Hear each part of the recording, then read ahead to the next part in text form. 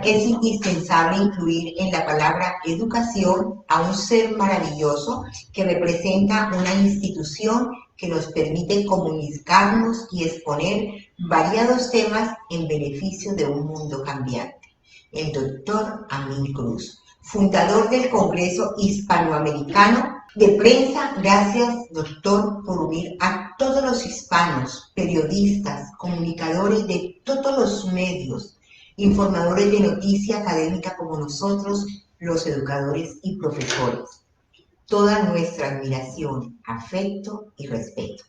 A usted, doctora Lice Montorio, gracias por fortalecer el trabajo de cada uno de los participantes con su coordinación y dirección, incluyendo el gran desarrollo en pro del arte y la cultura. Es usted un ejemplo a seguir.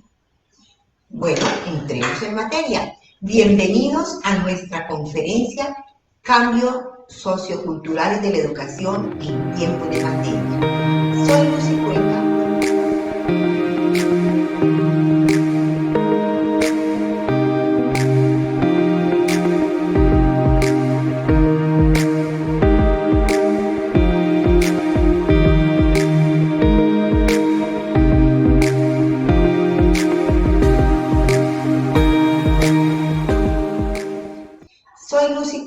Profesora online por vocación y diseñadora de interiores por pasión y profesión.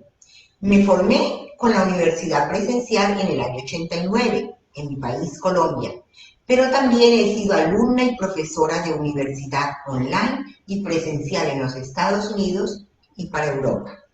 Actualmente, la formación virtual está presente en todos los continentes, brindándoles a todos nuestros estudiantes tomar una herramienta muy valiosa que es la educación online. Y de ella se trata nuestra conferencia, y esta educación online llega de manera profesional en educación de college, universidad y máster en manos del profesor Juan David Acosta.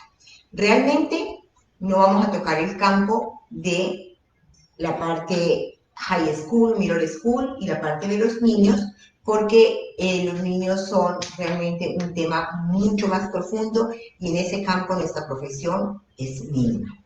Ok, vamos a hablar de que en nuestros países del tercer mundo, vamos a hablar de Sur y Centroamérica y vamos a incluir el continente africano, donde he tenido la oportunidad de visitarlo varias veces, la educación virtual se hace muy difícil y realmente es por el servicio del costo de esta herramienta valiosa que es el Internet.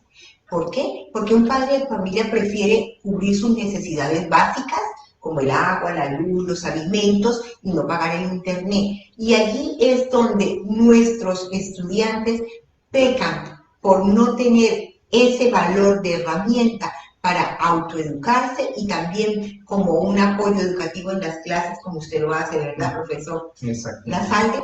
Entonces, nosotros, los profesores, tenemos que reinventarnos para poder apoyar estos alumnos. Pero estamos en tiempos de pandemia, y como estamos en tiempos de pandemia, quería hacer un énfasis en que toda crisis trae desafío. Y uno de los desafíos es no unirnos los humanos como estábamos acostumbrados, se llama el distanciamiento social, y nosotros aquí no lo estamos conservando, pero no estamos violando la ley. En la Florida, más contextualmente en Miami, no se requiere. Nosotros nos hemos tomado la temperatura y hemos guardado una cuarentena adecuada y muy prolongada, porque nuestros trabajos son online en casa, para poder hoy estar aquí con ustedes reunidos. Volvamos. ¿Por qué es importante la educación online?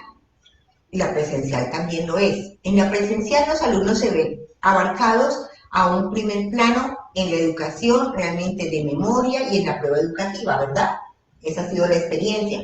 En la educación online hemos cambiado, porque la inteligencia artificial desafortunadamente está reemplazando la memoria humana. Así que nuestros alumnos no necesitan aprender de memoria, ni necesitan tampoco ser evaluados por una prueba. Nosotros nos vamos a una herramienta práctica y funcional, donde el alumno tiene una libertad de expresión y se autoevalúa. En este siglo XXI, Los estudiantes pueden proyectarse con planes de progreso y cuentan con herramientas de sus clases virtuales, las cuales les permite desde un ordenador desarrollar sus intereses académicos, algo muy positivo en nuestra sociedad. ¿Por qué? Porque en este momento proyectarse, educarse, graduarse ya no es un lujo para ustedes. Realmente no es ni siquiera una opción. Estudiar y educarse es una necesidad, porque estamos en un mundo totalmente competitivo.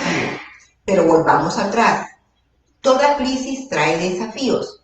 ¿Cuáles son los desafíos que afrontamos en gran parte en la parte académica nosotros en este momento de pandemia, en este momento de cosas muy difíciles? Pues realmente el mayor desafío es la carencia de que nuestros estudiantes puedan tener acceso a las herramientas tecnológicas que brinda el Internet. Realmente los países subdesarrollados tienen esa falta de conciencia, pero realmente es porque no pueden pagarla. También porque no existe conciencia en que los niños y los adultos deben autoeducarse. Los papás de nosotros se educaban con libros, los papás actuales se pueden educar con la educación virtual. También el alto costo educativo, porque en los países hispanos y en algunos incluso países europeos, estudiar se convirtió en un negocio, es sumamente costoso. En los Estados Unidos, donde nosotros somos profesores, estudiar es muy costoso. Pagarse una maestría es una deuda grande, un doctorado. Entonces, esto se convirtió en un negocio y la verdad se requiere que algo pase, que haya un cambio. Y ojalá este momento de crisis sea ese cambio, esa brecha para que los estudiantes puedan apoyarse con la educación virtual. Hay deserción de juventudes en su hogar a temprana edad, porque los jóvenes les encanta salir a trabajar para pagarse un carro, pagarse un apartamento, y entonces empiezan a emplearse en 2, 3 trabajos para suplir esa necesidad. Se les olvida que realmente si se educan es mucho más fácil abrirse un futuro. Alguien dijo, no estamos en época de cambio. Yo diría que estamos en cambio de época. Y por ello tenemos que prepararnos nosotros, los educadores, y preparar a nuestros alumnos. Esta no es la primera vez que nos ocurre a los hermanos una pandemia.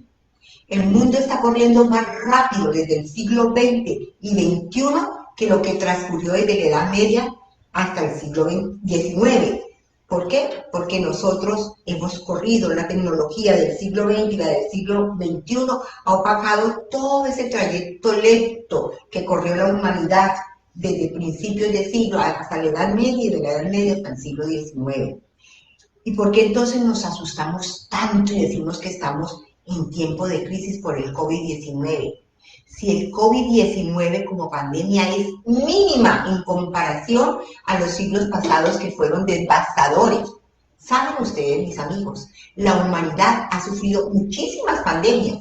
Y vamos a hablar un poquito del año 1200, no después de Cristo, sino antes de Cristo, que existió una influenza muy grande que atacó a Babilonia. Yo no me imagino la belleza en Babilonia del río Éufrates y Tigres, con aquella época afrontando tanta muerte y destrucción cultural en Asia que dejó esa pandemia. La gente en ese momento también tuvo que reinventarse. Eran otras épocas y les tocó. Actualmente allá existe un país llamado Irak, creo que la capital es Bagdad, pero siempre será recordada no por la pandemia, ni siquiera por lo que pasó con Hussein ahora, sino que será recordada por la parte educativa, por el valor educativo en la historia que nos dejó la tierra del rey Hammurabi en el año 1810 a.C. Su legado fue como legislador y exponente de la educación, del arte y la cultura, y refleja su preocupación por la justicia social. Ellos nos indican a nosotros, imagínense, después de tantos y tantos siglos, que la justicia social es un marco donde debe encajonarse junto de la mano de la educación. El pueblo que se educa es un pueblo donde reclama justicia social. Así es, muy sencillo. Así que vamos a apretarle a todos nuestros gobernantes para que tengamos mayor educación para poder lograr justicia social. Vamos a hablar un poquito también del Imperio Romano. todo el mundo le encanta el Imperio Romano. El famoso Imperio Romano también fue tocado por pandemias, entre ellas la famosa peste antonina en el año 165 después de Cristo, conocida también como la plaga de Galeno. Entonces, ¿por qué? Y no fue tan devastadora como lo fue también la otra peste, pero también marcó la historia e hizo que esta época también tuviera su momento de crisis y que esta gente se reinventara. Y tuvieron que reinventar. Si las tierras tuvieron que ser arrasadas nuevamente y se crearon nuevas formas de agrícolas y realmente también partes en la ciencia y en la tecnología creció. Entonces, vamos a hablar de otra peste grandísima que acabó casi con el 60% de la población europea, la peste negra. En el año 1346 murió el 60% de la población europea. Eso sí se llama crisis, eso sí se llama pandemia, y también afrontó África y Asia parte de la peste negra. Y la gente no murió de pánico colectivo, tuvieron que vivir y pasar la hoja. Y gran parte del estado feudal se fue acabando también, porque les tocó reinventarse en la parte agraria. La India, en el año 1817, no hace mucho, el cólera, que se acentuó por toda la parte de Asia por 73 años. Para nuestro siglo XX llegan las gripas como pandemias. ¿Y a quién no le da gripa? A todo el mundo, ya pasó. Pero ninguna ha tenido tanta información y pánico como el COVID-19. ¿Cuál será la razón? Los medios de comunicación, la noticia no llega ya ni caminando, ni por humo como lo hacían los indígenas, no llega a caballo, no llega en barco, ni por telégrafo. ¿Por dónde llega? Llega por la forma online, la vida virtual que causa impacto social, llega de inmediato, en tiempo real, en hoy, nos coloca en el mundo actual. Entonces, por eso se vuelve tan viral, tan pandemia, se vuelve una crisis social. Y son ustedes, mis amigos, los periodistas, los voceros de la verdad, los responsables de que todos estemos bien o mal informados. Los periodistas son los que permiten que la noticia se pueda crear como un pánico colectivo o pueda crear conciencia de cuidarnos los unos a los otros. Y los agradecemos a todos ustedes, amigos periodistas, porque realmente lo están haciendo muy, pero muy bien. Los educadores también somos informantes de noticias diarias, no somos periodistas, pero llegamos con la verdad, bien o mal documentada, porque hay buenos y malos profesores, ¿sí o no? Pero nosotros llegamos con la historia, con la ciencia, con las matemáticas, pero hoy tenemos un tiempo de reto en esta crisis. Como soy diseñadora de interiores, a mí me encanta todo lo que se llame estilo. Entonces yo le voy a llamar el proceso educativo del estilo moderno. O sea, lo moderno es lo que está ahorita. Ya. Nosotros somos formadores de personas, no de máquinas. Cuando la gente sabe que usted está estudiando en educación online, le dice, wow, este no sabe mucho porque está online. ¿Por qué? Porque está pegado de una máquina que se llama un ordenador o un computador. No, nosotros no somos formadores de personas, sino ni de máquinas, somos formadores de una educación virtual, pero con valores éticos, donde se involucra un excelente contenido académico, donde estos alumnos pueden darse el lujo de aprender, donde el mínimo esfuerzo para nosotros no existe. Yo he visto estos dos profesionales tan jóvenes, con sus carreras, con sus másteres, donde manejan más de 2 idiomas, trasnocharse y estudiar, porque el mínimo esfuerzo en ellos no existe como docente. Al contrario, dedicamos largas horas a evaluar, a investigar las herramientas tecnológicas de educación online que se están creando como un impacto social en nuestros estudiantes. Pero ese tema se lo voy a dejar al profesor Juan Lazalde y al profesor Juan David Acosta. Estamos convencidos de que si las Naciones Unidas nos incluyó en los 17 Objetivos de Desarrollo Sostenible elaborados por la UNESCO, donde el numeral número 4 dice educación de calidad, es porque nosotros, los profesores, somos los responsables de ayudar a formar personas con conocimiento y habilidades específicas, las cuales les va a ayudar muchísimo a todos nuestros estudiantes a desarrollar una vida diaria muy, pero muy de avanzada. Anteriormente el aprendizaje online era una opción. Hoy estoy segura que es una necesidad.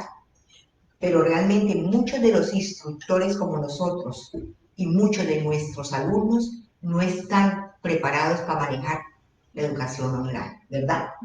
No conocen las plataformas educativas. Nómbreme una plataforma educativa. Blackboard. Sí. Realmente nosotros trabajamos en Blackboard y para poderla trabajar tuvimos que hacer un curso muy largo para poder manejarla como profesores.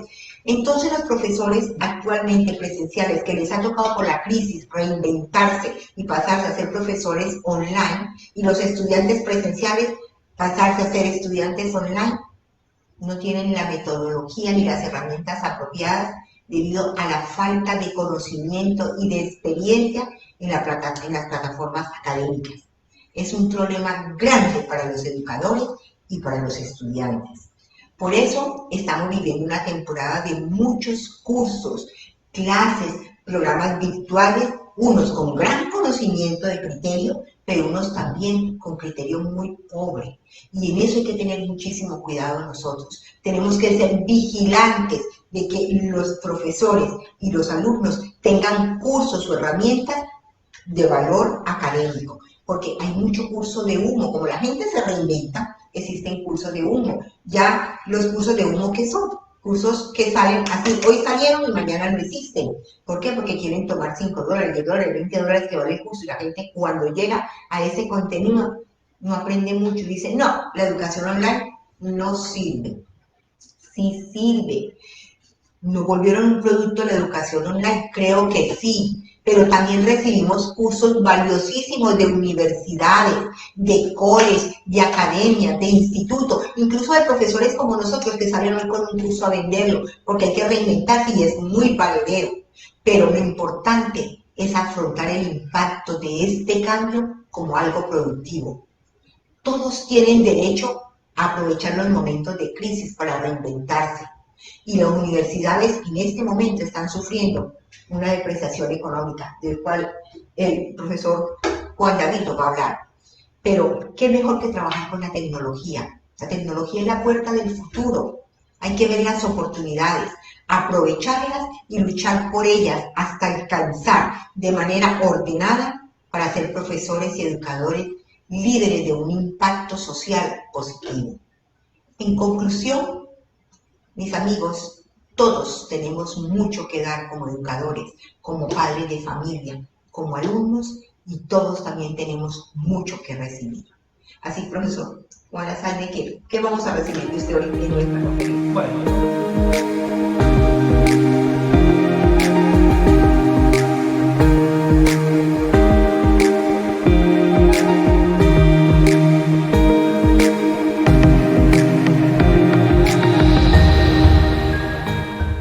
Bueno, hoy vamos a hablar un poco de los cambios socioculturales realmente de la educación en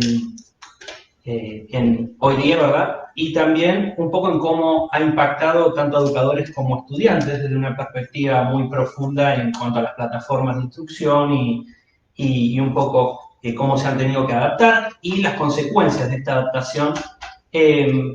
Primero quería saludarles a todos, decirles muy buenas tardes, es un gusto estar con ustedes, poder compartir esta experiencia, que nos dejen llegar a sus casas. Agradecer también al doctor Amin Cruz, a Paco Olvera y su equipo que hicieron posible que hoy nos estemos comunicando con ustedes y que ustedes puedan estar en contacto con nosotros también y compartir ciertas ideas y ciertas perspectivas diferentes de distintos análisis que hemos realizado. Casualmente, unos minutos antes de comenzar con nuestra conferencia, hablábamos con mis colegas, la licenciada Lucy Cuenca, el licenciado Juan David Acosta, acerca de cómo en previas oportunidades nos ha tocado hablar de la educación también, y el escenario que nos encontramos era completamente distinto. Nosotros veníamos promulgando la necesidad de que los educadores que han sido instruidos a través de, digamos, de una educación clásica quizá y con poco acceso a las tecnologías, se veían en un escenario donde debían crear un puente o construir un puente entre los nuevos estudiantes, que son dominadores de las tecnologías y de las ciencias. Hablamos de la instrucción sincrónica y asincrónica y cómo educadores que generalmente están más familiarizados con el tipo de instrucción sincrónica se han visto forzados a adaptarse a este nuevo tipo, para muchos de ellos, de instrucción. Vamos a hacer un paréntesis muy breve en cuanto a lo que es la instrucción sincrónica.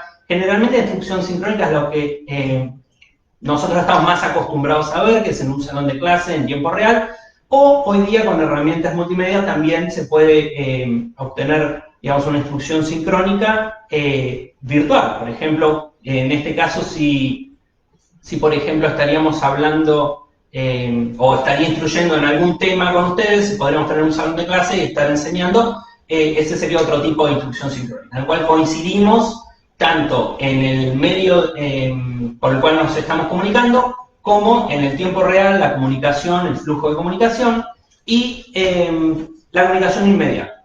Después podemos tener comunicación inmediata a través de un chat, por ejemplo, o a través de una videollamada, una videoconferencia, donde además podemos incorporar lo que es la gesticulación, ¿verdad? Que hace un gran aporte dentro de la comunicación.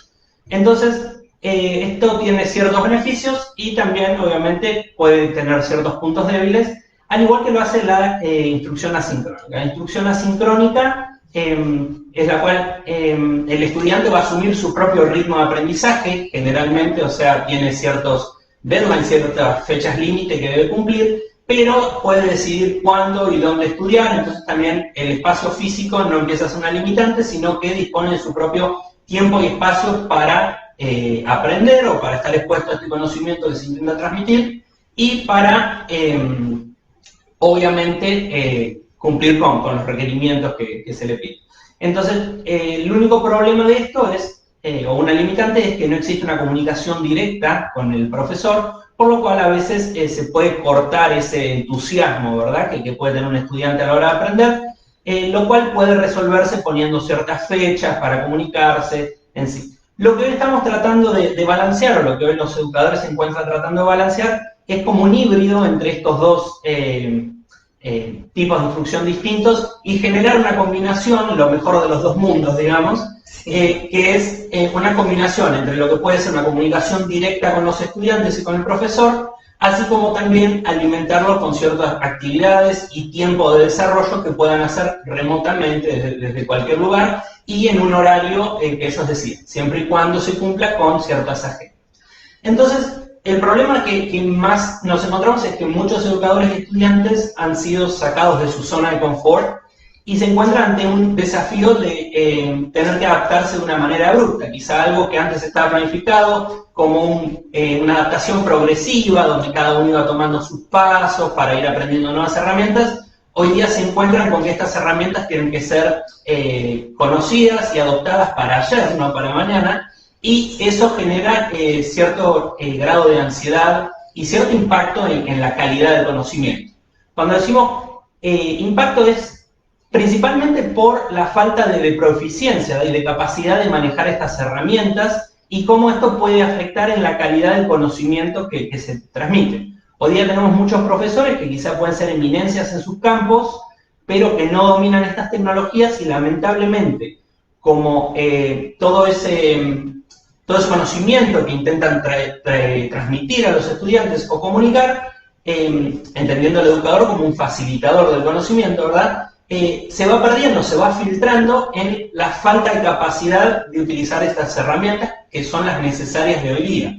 Entonces, quizá ciertos escenarios que se podrían dar en un salón de clase, interacción de preguntas y respuestas, de gráficos, de resúmenes, se empiezan a perder y todas esas capacidades que tiene el instructor dentro de un salón de clase las pierde al pasar de una plataforma real a una virtual.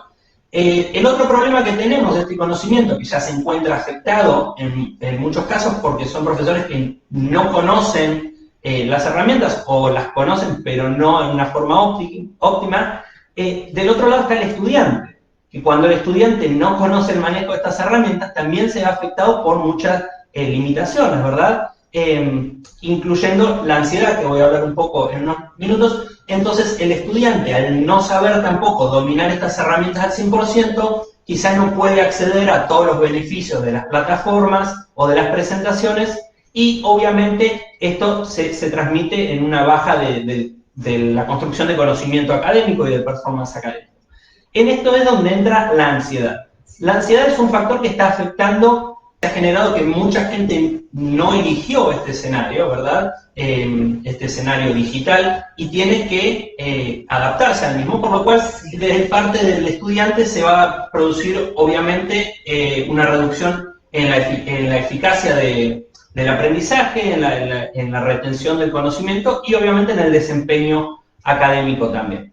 Es por esto que es muy importante una capacitación previa. Esta es una gran solución para las problemáticas que hoy día despiertan tantos niveles de ansiedad a nivel académico, tanto instructores como estudiantes, ya que una capacitación previa de las plataformas y las herramientas eliminaría muchas barreras y filtros afectivos, ¿verdad? Que hoy día se encuentran tanto de ambos lados. Entonces, por un lado, capacitar a los instructores para que sepan utilizar estas plataformas. Obviamente, con el tiempo pueden ir incrementando la complejidad y el tipo de herramientas que ellos pueden utilizar, pero al menos en un nivel básico para que ellos puedan dominar y transmitir esos conocimientos con los que cuentan y que lleguen a los estudiantes de una manera más efectiva.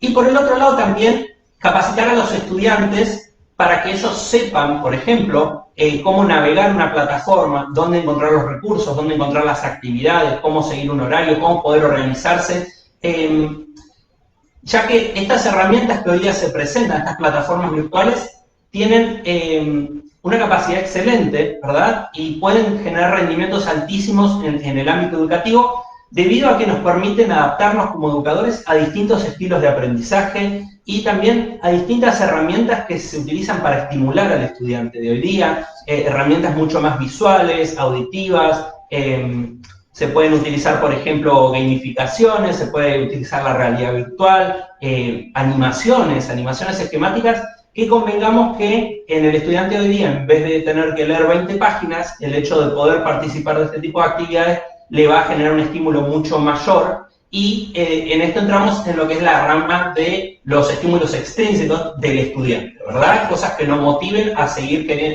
con el deseo de aprender, siendo que estamos atravesando un grado de ansiedad no solo a nivel educativo, sino también un grado de ansiedad como sociedad y como mundo ante este panorama y esta epidemia que hoy día nos encuentra a mucha gente confinados en sus casas, ¿verdad? Y obviamente Juan va a hablar, el licenciado Juan David Acosta va a hablar un poquito más de esto, pero los escenarios que se encuentran a nivel, digamos, familiar, muchas veces que no son los más aptos para poder aprender. Entonces, utilizar estas herramientas con una previa capacitación y también con un conocimiento pedagógico idóneo por parte del instructor. O sea, dar actividades por dar actividades que mantengan al estudiante ocupado no es positivo para nadie, es una pérdida de tiempo tanto para el instructor como para el estudiante, pero sí utilizar toda esa teoría constructivista, todos esos conocimientos pedagógicos que muchos educadores tienen. Y lo otro, en una época de crisis, inestabilidad como esto, es la estructura. Saber estructurar tanto desde la planificación del educador, las herramientas que va a usar, los motivos por los cuales, cómo va a impactar en el estudiante, como también la estructura por el lado del estudiante para poder organizarse en unos tiempos que quizá están bastante convulsionados y generan varios cambios en el día a día para el estudiante para poder seguir con su educación y básicamente seguir aprendiendo. Entonces, en conclusión, muchos educadores están armando sus redes de apoyo y comunicándose, compartiendo mejores prácticas, no solo entre educadores, sino también con sociólogos, científicos, entidades gubernamentales, y nos presentamos ante una oportunidad en un escenario hoy día quizá un poco inestable, pero nos presentamos ante una oportunidad de construir quizá una realidad más inclusiva para todos, incluyendo los países del tercer mundo, con un replanteo de la educación que sea más inclusiva y más prometedora en este futuro incierto, ¿verdad? Ahora los dejo con el licenciado Juan David Acosta, que nos va a contar un poco más del impacto en números de esta pandemia.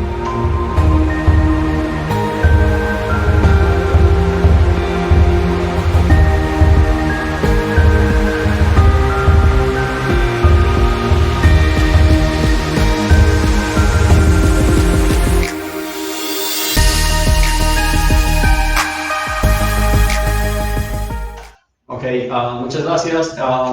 Primero que todo, buenas tardes a todos. Quisiera, ahora ya que hemos visto un poco del impacto que se genera en la parte pedagógica hacia los estudiantes, quisiera hablar un poco de los aspectos alrededor de toda esta situación que estamos viviendo.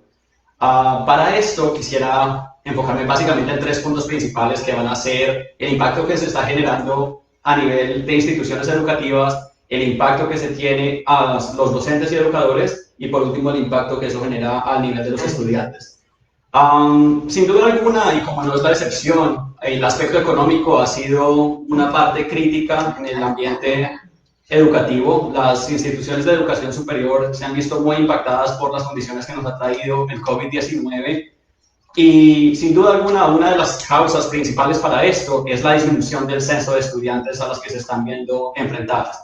Hay muchas causas que llevan a esta disminución del censo estudiantil. Algunas de ellas parten por simplemente la pérdida de trabajo de los estudiantes, la inseguridad laboral. Muchos de los estudiantes que acceden a educación superior tienden a buscar acceso para financiamiento, adquirir préstamos estudiantiles, diferentes opciones que los puedan llevar a conseguir esos objetivos, pero con la incertidumbre económica que tenemos en este momento se hace muy difícil y la disposición a adquirir deudas es cada vez menor.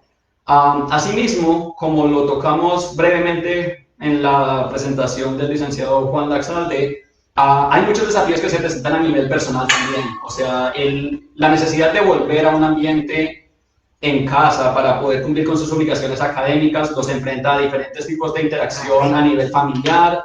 Muchas veces las instalaciones no son las óptimas, hay otras distracciones. La base de estudiantes internacionales es un aspecto crítico para el impacto económico que están sufriendo universidades en este momento.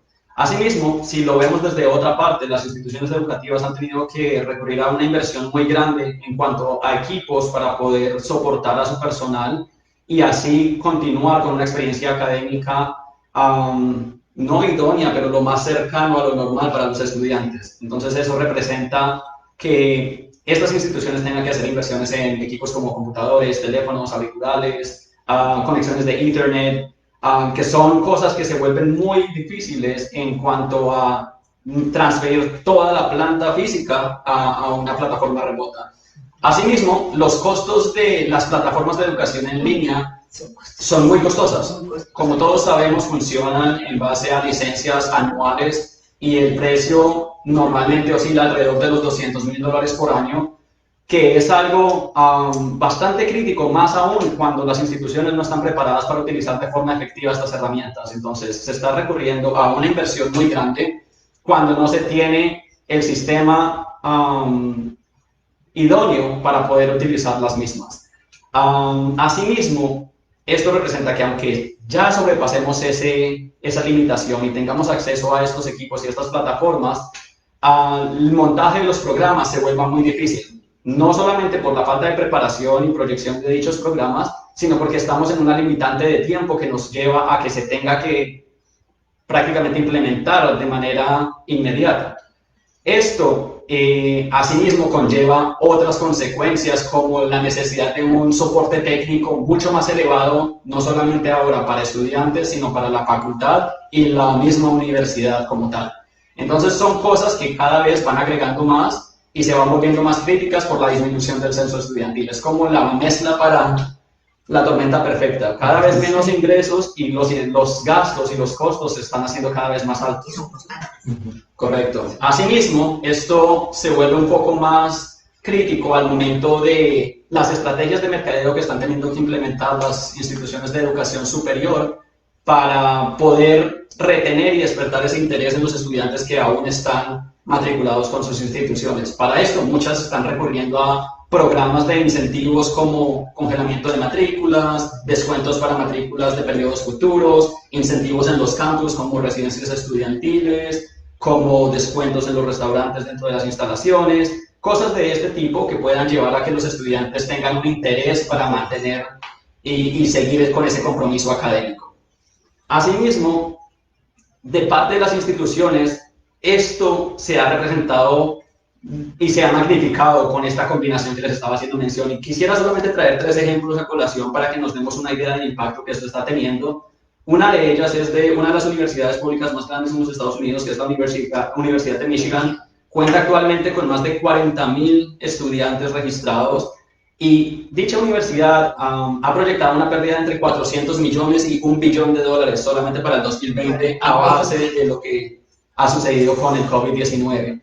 Otro ejemplo muy claro es el de la Universidad de Stanford, que todos la conocemos a nivel mundial, es muy reconocida y ha proyectado una pérdida de alrededor de $270 millones solamente para el primer semestre del 2020. O sea que las pérdidas son muy tangibles. Algo que trae a colación el punto anterior que estaba mencionando en cuanto al cuerpo estudiantil, en cuanto a estudiantes internacionales, lo dijo el director del Instituto de Políticas de Educación Superior para el Reino Unido, el doctor Nick Hillman, quien anunció que se espera y se proyecta que el número de estudiantes internacionales para el Reino Unido se disminuya alrededor del 80% para este 2020.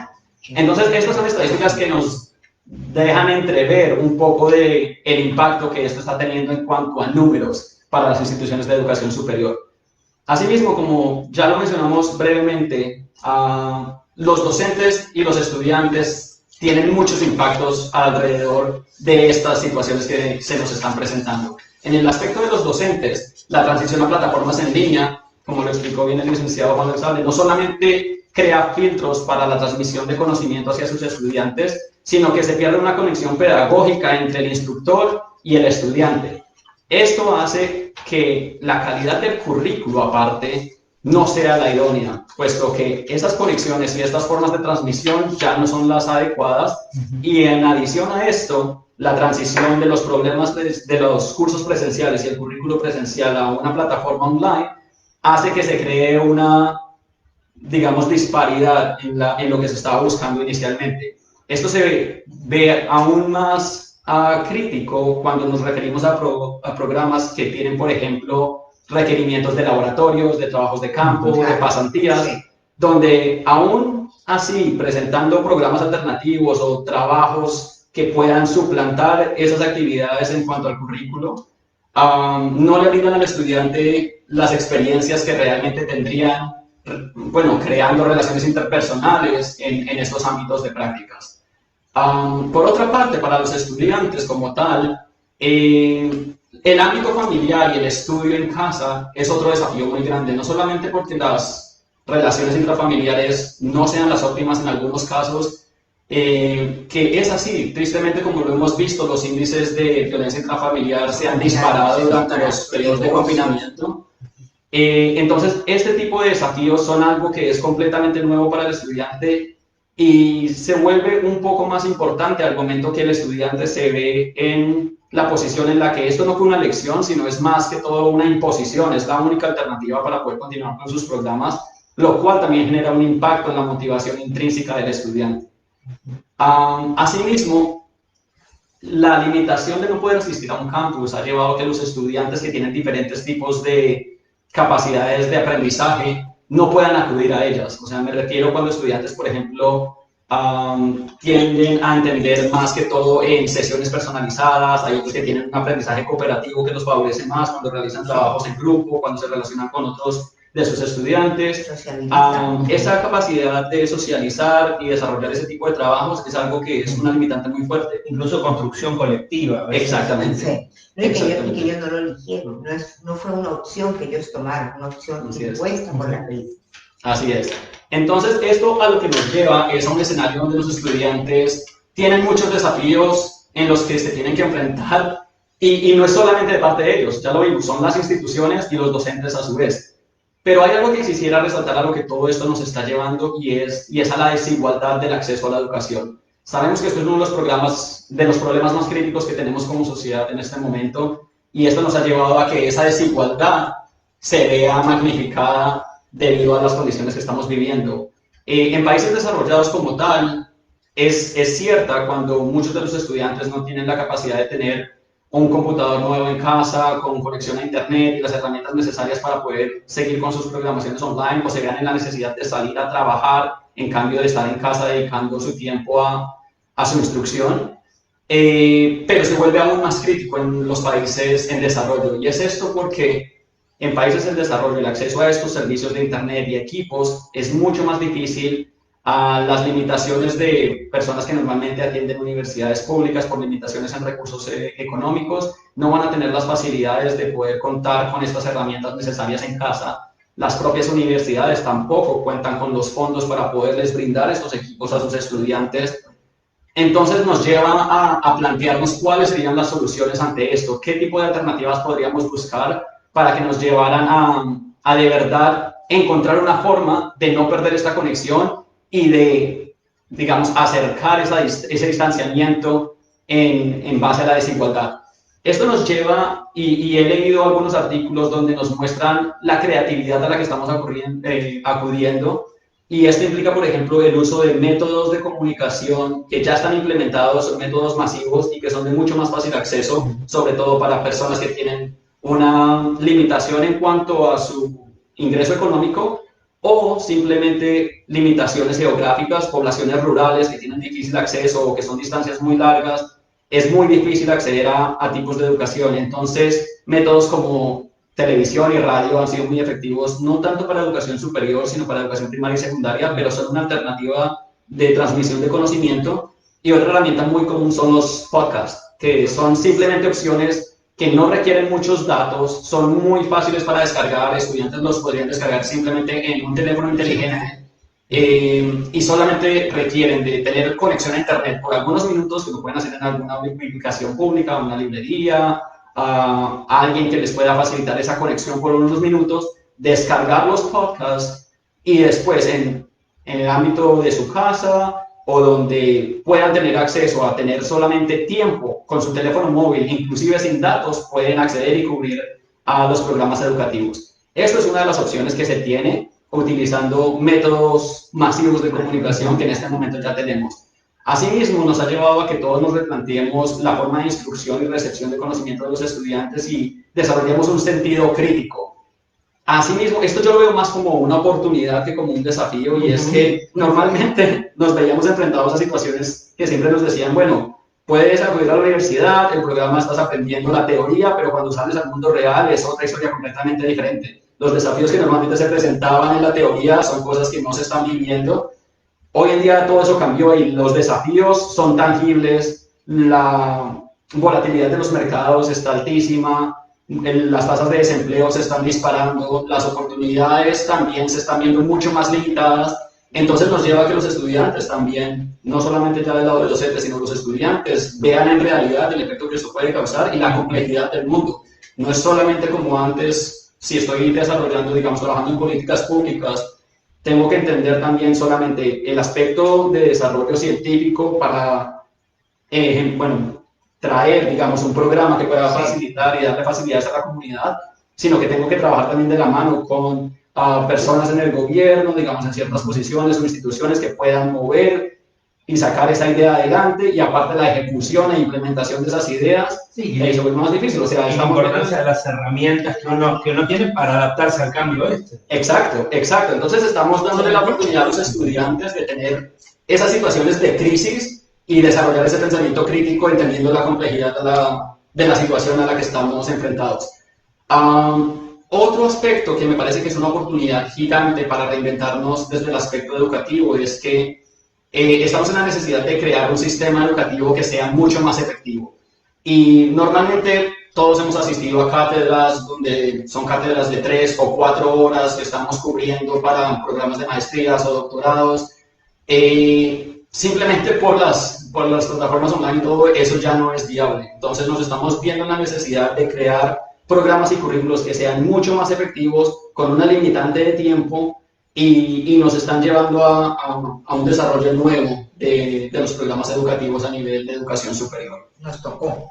Correcto. Entonces, básicamente, con esto, esta última parte los quería dejar. Son desafíos que tenemos todos, no solamente ya como educadores, estudiantes, sino como sociedad como tal. Cada uno debemos brindar lo mayor posible, la mejor disponibilidad, y sobre todo lo que quisiera dejar es el desarrollo de ese pensamiento crítico que nos ayude a salir de esta opción y salirnos de solamente pensar en la educación online como clases virtuales en vivo, y recurramos a nuevas opciones que puedan brindarle el acceso a las comunidades más desfavorecidas. Correcto. Bueno, en conclusión, volvemos a hablar de lo mismo, no estamos en una época de cambio, sino en un cambio de época. Para concluir, queremos darles las gracias a todos ustedes por habernos permitido llegar a sus hogares con el tema de la educación, el cual siempre insistimos es el único capaz de hacer que una sociedad sea capaz de sobrevivir a cualquier cambio y a cualquier crisis. La educación empieza por casa y son ustedes, los padres de familia, los que deben apoyar a los profesores, que son la parte fundamental para que sus hijos puedan tomar un camino correcto para ser triunfadores en la vida. Muchísimas gracias y esperamos poder tener la oportunidad de volver nuevamente a otra conferencia donde el Congreso Hispanoamericano de Prensa, en manos del Dr. Amin y todos sus colaboradores, nos permiten a nosotros llegar por medio de ustedes. Un feliz y bendecido día.